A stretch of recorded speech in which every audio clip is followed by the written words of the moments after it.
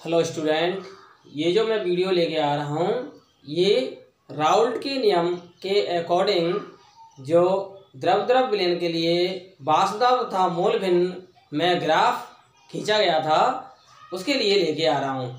इस वीडियो को अच्छी तरह से वॉच करना जिससे कि आप समझ सकेंगे कि वाष्पशील द्रव विलयनों के लिए वाष्पदाब तथा मोल भिन्न के मध्य ग्राफ कैसा प्राप्त होता है। ठीक है, और इसके आगे मैं इसमें आदर्श विलयन एवं अनादर्श विलयन के बारे में चर्चा करूंगा तथा राउल्ट के नियम से संबंधित न्यूमेरिकल के बारे में चर्चा करूंगा। इस वीडियो को पूरा वॉच करें और सब्सक्राइब, लाइक करें, कमेंट्स करें। ठीक है, तो यहाँ मैं सबसे पहले जो वाष्पशील द्रव विलयन है, वाष्पशील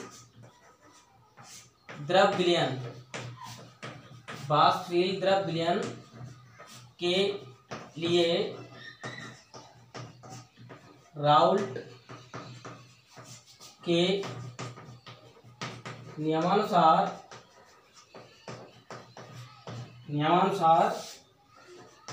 वाष्पदाब तथा मोल भिन्न के मध्य आरेख,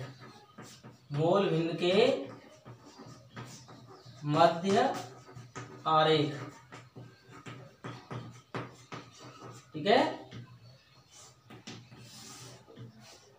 graph plotted between vapour pressure and mole fraction.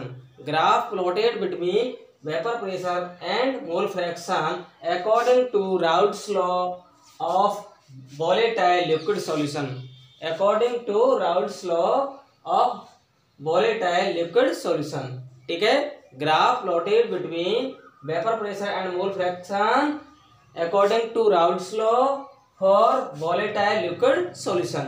ठीक है, तो इसके लिए हम इस तरह से ग्राफ प्लॉटेड कर लेते हैं।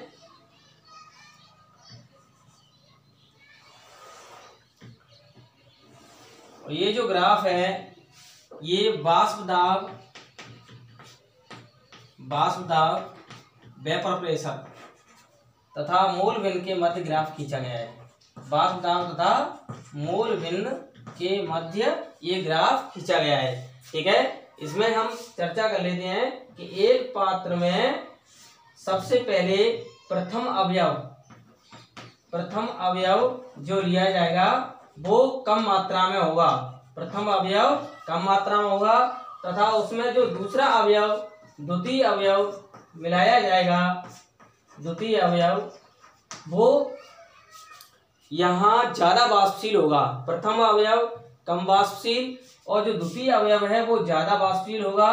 ठीक है, द्वितीय अवयव के लिए जो वाष्पदाब होगा वो क्या होगा, P2 होगा आंशिक दाब, और प्रथम अवयव के लिए जो आंशिक दाब होगा क्या होगा, P1 होगा। ठीक है, तो प्रथम अवयव की तुलना में दूसरा अवयव ज्यादा वाष्पशील होगा, मतलब फर्स्ट कंपोनेंट की कंपेयर सेकंड कंपोनेंट ज्यादा वोलेटाइल होगा।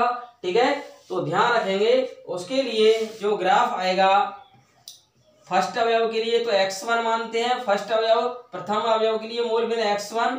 ठीक है, x1 इक्वल यहाँ 1 मानेंगे और यहाँ x1 इक्वल 0 मानेंगे। तो ये प्रथम अवयव है, प्रथम अवयव के लिए जो ग्राफ आएगा वो थोड़ा सा कम आएगा। ठीक है, और ये इसका आंशिक दाब आ जाएगा P1 और ये इसका शुद्ध अवस्था में वाष्पदाब आएगा P1 नॉट। ठीक है, लेकिन जो दूसरा अवयव होगा उसके लिए हम x2 इक्वल यहाँ 0 से मानते हैं और मैक्सिमम x2 इक्वल 1 तक मानते हैं।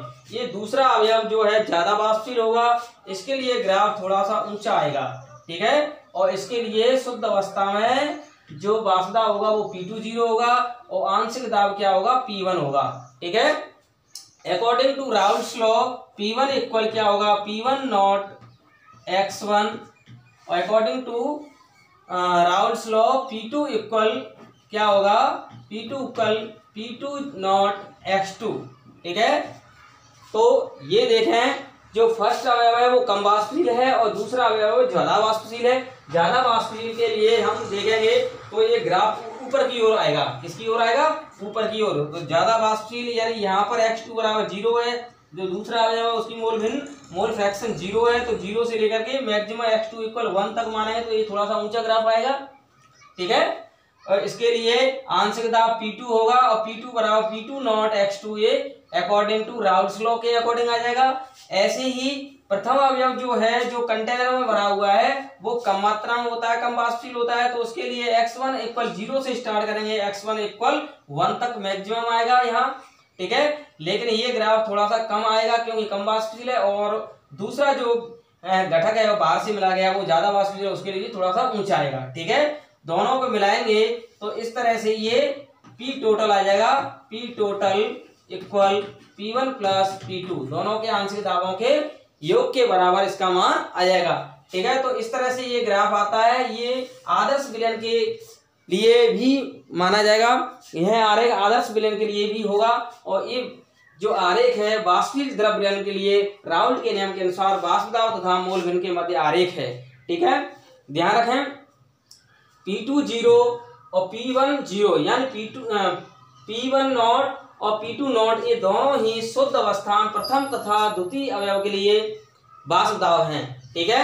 और P1 और P2 क्या है, आंशिक दाब है। तो राउल्ट्स के लॉ के अकॉर्डिंग हम पढ़ चुके हैं, P1 equal P1 naught X1, ये तो आएगा प्रथम अवयव के लिए, प्रथम द्रव अवयव के लिए कम वाष्पशील होगा, इसलिए इसका आरेख थोड़ा हल्का आएगा, ठीक है। यहाँ पर शुद्ध अवस्था में वाष्प दाब हो जाएगा उसका P1 नॉट। ऐसे दूसरे अवयव के लिए देखेंगे तो शुद्ध अवस्था में P2 नॉट हो जाएगा, उसका आंशिक दाब P2 हो जाएगा, और P2 बराबर राउल्ट्स के नियम के अकॉर्डिंग P2 नॉट X2 हो जाएगा। लेकिन ज्यादा वाष्पशील के कारण ये थोड़ा ऊंचा ग्राफ आएगा, फिर दोनों को मिलाएंगे हम तो एक कुल वाष्प दाब आएगा जो दोनों के आंशिक दाबों के योग के बराबर होगा, ओके। तो ये आपको आरेख बिल्कुल समझ में आ गया होगा। इसके बाद हम बात करते हैं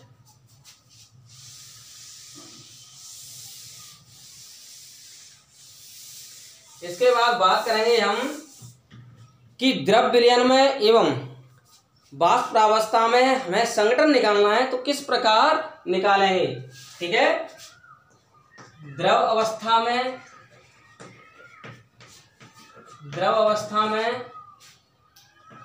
कुल दाब व मोल भिन्न, ठीक है। द्रव अवस्था में कुल दाब व मोल भिन्न कैसे निकालेंगे, और वाष्प प्रावस्था में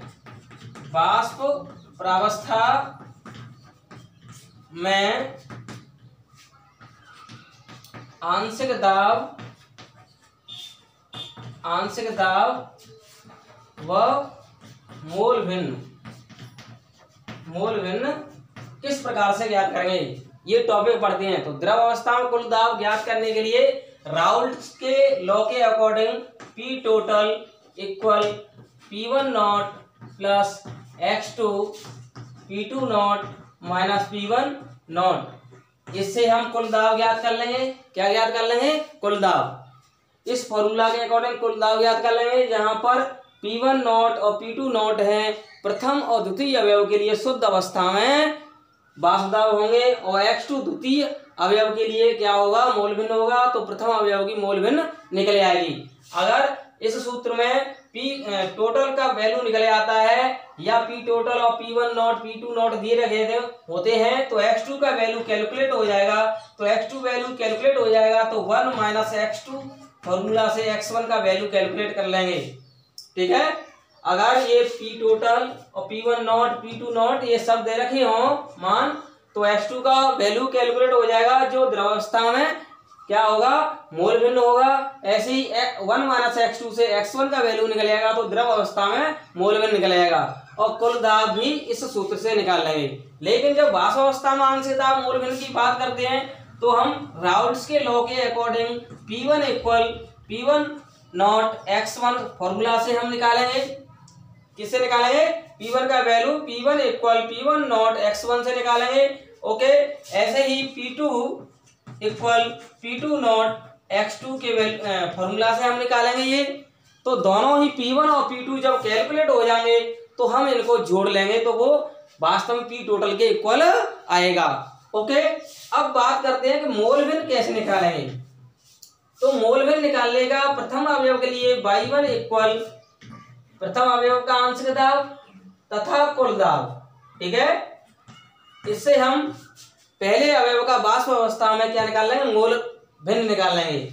या y1 क्या है, ये प्रथम अवयव का वाष्पावस्था में मोल भिन्न, प्रथम अवयव का वाष्पावस्था में मोल भिन्न, प्रथम अवयव का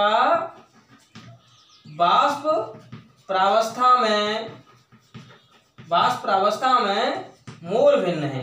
ये मोल भिन्न वास्तव में एक संगठन होगा। क्या होगा, इसको मोल भिन्न को हम संगठन भी कहते हैं। क्या कहते हैं, संगठन। ठीक है, तो संगठन होगा, ये संगठन निकलेगा प्रथम अवयव का। ऐसे ही उसके आंशिक दाब में कुल दाब का भाग देकर के हम प्रथम अवयव में निकाल लेंगे। ऐसे द्वितीय अवयव के लिए हम निकालेंगे तो y2 द्वितीय अवयव के लिए वाष्पावस्था मोल भिन्न या संगठन बराबर उसका आंशिक दाब बटे कुल दाब।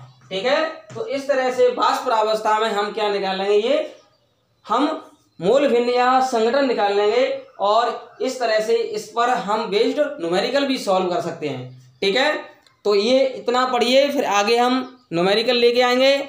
आज का वीडियो ये अच्छा लगा हो तो इसको लाइक, सब्सक्राइब, कमेंट्स कीजिए, शेयर कीजिए।